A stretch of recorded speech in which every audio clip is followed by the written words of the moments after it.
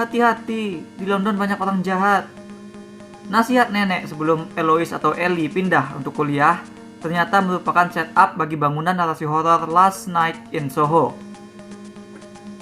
Kalimat tersebut membuild up antisipasi Ellie, cara pandang dirinya terhadap pengalaman yang ia temui dan rasakan sebagai gadis desa yang pindah ke kota besar. Dan tentu saja antisipasi kita juga, karena kita akan melihat dan merasakan semua pengalaman lewat Ellie. Itulah yang membuat karya terbaru Edgar Wright ini menjadi sebuah horor atau misteri psikologis yang luar biasa efektif. Tak ada yang lebih menyeramkan daripada seorang perempuan yang merasa dirinya diserang dari berbagai arah oleh banyak pria dan tak jarang juga oleh perempuan lain, yang merasa tempatnya hidup begitu nggak aman sehingga si cewek ini harus mencari ke tempat lain, bahkan hingga ke waktu atau era yang lain. Loh, kok bisa?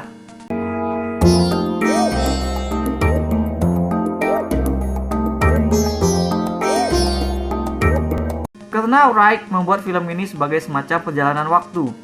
Setiap kali Ellie tertidur di kamar kosnya, dia tertransport ke era 60-an yang penuh kelap-kelip.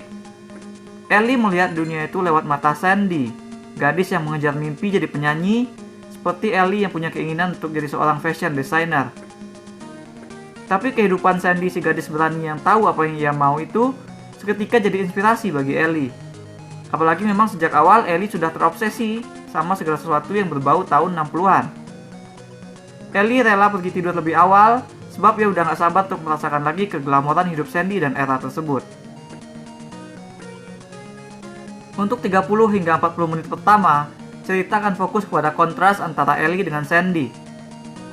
Kehidupan kampus dan sosial Ellie tampak penuh oleh orang fake dan toksik. Mulai dari pengemudi taksi yang matanya belanja ke kaki, hingga ke taman sekamar asramanya yang cuma manis di depan doang. Yang membuat si Ellie kini tidak bisa memastikan apakah seorang anak cowok yang mendekatinya itu beneran tulus pengen jadi teman atau cuma pengen minum lebih dari kolanya saja. Sebaliknya, kehidupan malam Sandy tampak lebih aman dan menjanjikan.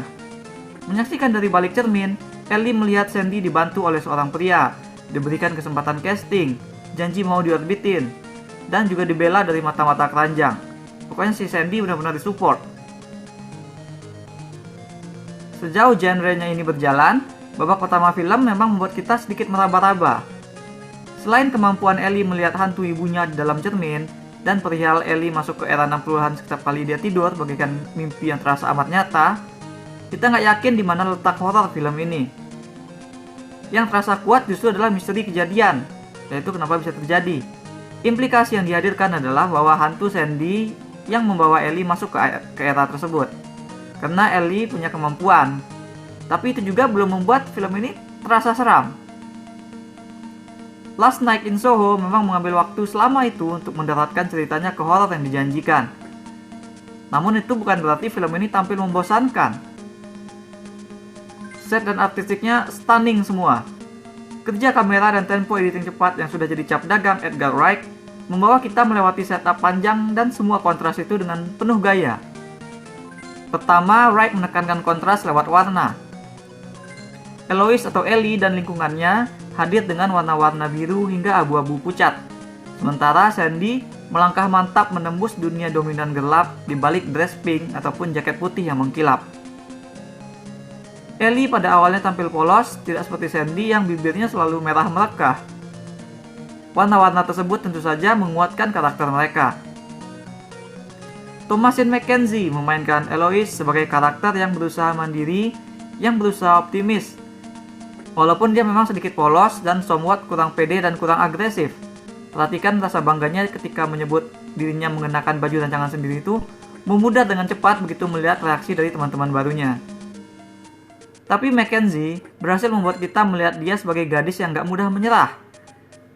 Kita bersimpati pada gadis yang dicap norak dan aneh oleh cewek-cewek seusianya itu. Sebaliknya, sebagai Sandy, Anya Taylor-Joy ditugaskan untuk menjadi antitesis dari karakter Ellie. Dan dia berhasil memainkannya dengan fenomenal. Sandy benar-benar tampak sebagai enigma dimainkan oleh Anya. Bukannya mau menyamakan diri dengan sutradara sekelas Edgar Wright, tapi aku punya bayangan yang mungkin sedikit lebih tegas mengenai effort yang harus Wright keluarkan demi mewujudkan visi kreatifnya di film ini. Bikin dua aktor seolah mereka satu orang karakter yang bergerak selaras dalam pantulan cermin jelas bukan hal yang gampang. Aku pernah bikin film pendek dengan konsep yang serupa. Dua pemain harus bergerak layaknya seseorang dengan pantulannya. Dan hasilnya susah untuk jadi sempurna.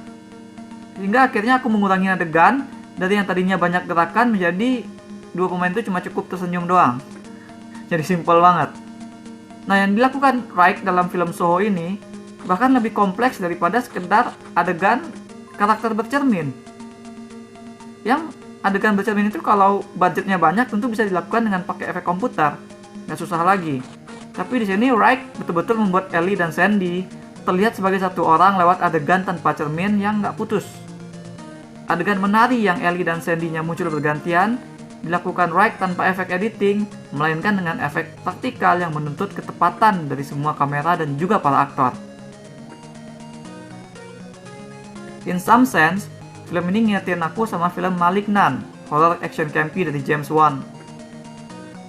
Kedua film ini bekerja pada goal yang sama, pembangunan narasi horor yang membuat kita bertanya-tanya ini sebenarnya tentang apa, yang pada akhirnya memang menambah misteri itu sendiri. Lalu ada penggarapan yang mengunggulkan kepada gaya, entah itu teknis kamera atau editing, dan bahkan kedua film ini sama-sama bicara tentang seputar karakter yang ketika tidur tertransport ke tempat lain. Keduanya adalah film yang ingin kita bersenang-senang atas nama horor dan misteri itu sendiri. Kalau perbandingannya dilanjutkan, aku mau bilang pada akhirnya, aku lebih suka sama Last Night in Soho ketimbang Malignant. Karena walaupun sekilas horor Soho terlihat lebih lemah, sebenarnya Soho punya bangunan cerita dan lapisan psikologis karakter yang lebih berbobot, yang eventually membuat misteri dan horornya menjadi lebih impactful, karena jadi benar-benar beresonansi dengan kehidupan kita di luar cerita. Thomasin McKenzie semakin dituntut untuk bermain lebih emosional, seiring dengan karakternya dengan Ellie yang sudah semakin ter-attach dan peduli sama Sandy, mulai melihat ada yang gak beres sama arahan karir cewek di masa lalu tersebut. Nah, disinilah setup yang disebutin nenek di awal tadi kembali wagging in ke dalam narasi. Bukan hanya karir dan mimpinya, tapi nyawa Sandy actually terancam bahaya oleh orang-orang yang ternyata berniat jahat. Terbangun dari tidur, Ellie kini berusaha mati-matian untuk mencarikan keadilan bagi nasib Sandy. Elemen horor terbangun juga dari tidurnya, merayap di balik usaha Ellie tersebut. Dari situ sekarang melihat hantu-hantu dari orang-orang yang jahat kepada Sandy. Hantu-hantu tersebut seperti jadi mengejar dirinya. Mereka ada di mana-mana. Ellie yang jadi takut tidur, yang bahkan dia jadi terlalu stres untuk bisa tidur. Kehidupan akademis dan sosialnya merosot drastis. Ditambah dengan dia menjadi percaya bahwa dunia ini tidaklah pernah jadi tempat yang baik-baik saja. Tidak sekarang, tidak dulu, ataupun mungkin juga tidak di masa mendatang. Nah, inilah horor yang sebenarnya digambarkan oleh cerita Last Night in Soho. Ini jauh lebih seram daripada wajah-wajah buram atau darah muncrat dari penampakan hantu. Wright menunjukkan kepekaannya terhadap perubahan tempo lewat bangunan misteri di dalam narasi seperti yang ia tunjukkan di film ini. Bahwa dia bisa menjalin horor, baik itu lewat komedi ataupun drama, karena dia mengerti bagaimana membangun dan mendeliver. Gaya-gaya tadi bukan cuma supaya nggak bosan, melainkan juga merupakan pengalihan perhatian yang cantik. Makanya nggak jarang kita menemukan diri kita tuh seperti caught by surprise setiap kali menonton film Wright. Salah satu tema tersembunyi dalam film ini adalah soal nostalgia. Bagaimana orang bisa obses sama nostalgia meskipun dia nggak pernah ngalamin langsung hal nostalgia tersebut. Seperti Ellie, yang ngaku suka 60-an, padahal dia hanya tahu 60-an itu ya dari musik, dari film, atau dari media lain yang dia lihat lalu dia dengar. Film ini menerjemahkan hal tersebut sebagai pelarian. Kemudian film menantangnya dengan pertanyaan, bagaimana jika tempat tersebut sama saja dengan penyebab kita lari di awal? Apakah kita masih suka sama nostalgia itu? Maka sebenarnya yang diperlihatkan adalah tidaklah bijak untuk terlalu meromantisasi sesuatu yang kita nggak pernah tahu, yang kita hanya merasakan sebagian kecil dari kebaikannya saja. Hantu-hantu itu menyimbolkan penyakit di masa lalu akan terus menghantui masa depan. Malah tidak akan berakhir atau tidak akan mati kecuali benar-benar ditindak. Seperti yang diketahui Ellie bahwa ada satu pelaku dalam tragedi Sandy yang masih hidup di masa sekarang. Lalu di puncak konflik, Wright membalikkan narasinya. begitu jungkir balik sehingga pesan tadi menjadi sedikit kabur. Menurutku, pilihan twist yang melibatkan revealing identitas satu karakter yang membuat role pelaku dan korban jadi kebalik, inilah yang membuat Last Night in Soho jadi terbagi dua penontonnya. Gagasan yang diusung lewat pembalikan itu, aku bisa lihat tidak mudah diterima oleh penonton, especially karena menyangkut gender sebagai subjek. Jadi nggak heran juga banyak yang menolak memberi skor tinggi untuk film ini, yang urung merekomendasikannya, atau bahkan mengkritik keras ceritanya.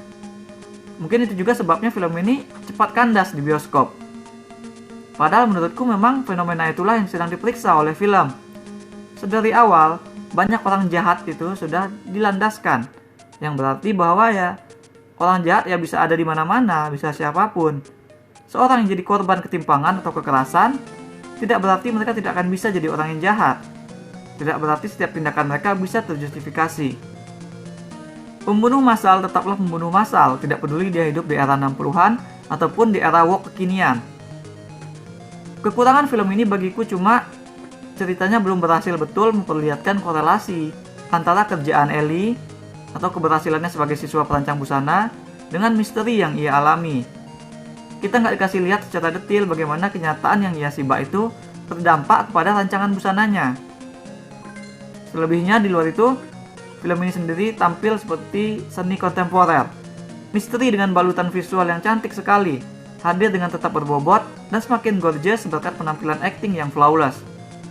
Thomasin dan Anya itu cakep-cakep, dan mereka juga mengerti assignment mereka, tugas mereka apa. Aku nggak ngelihat ada nada sumbang dari penampilan mereka di sini. Sedangkan untuk sutradaranya, aku nggak setuju sama yang bilang sutradara ini masih belum fasih di horor. Edgar Wright cuma punya formula sendiri, dan dia menerapkan horor ini ke dalam formula tersebut. Memang hasilnya tidak seperti horor yang biasa, karena ini adalah horor yang unik dengan implikasi gagasan yang tak kalah seram. Aku berikan 7,5 dari 10 bintang emas untuk Last Night in Soho. That's all we have for now. Kenapa kita suka meromantisasi nostalgia? Share pendapat kalian di comments. Jangan lupa hit like dan subscribe supaya tak ketinggalan review-review dan playthrough lain. Kunjungi mydersit.com untuk baca review dengan lebih detail. Kalian bisa juga kunjungi store mydersit di ciptaloka.com. Akan ada banyak kaos dan pernak-pernik custom yang unik, mulai dari film, game, musik, hingga wrestling. Thanks for watching. Remember in life, there are winners and there are losers.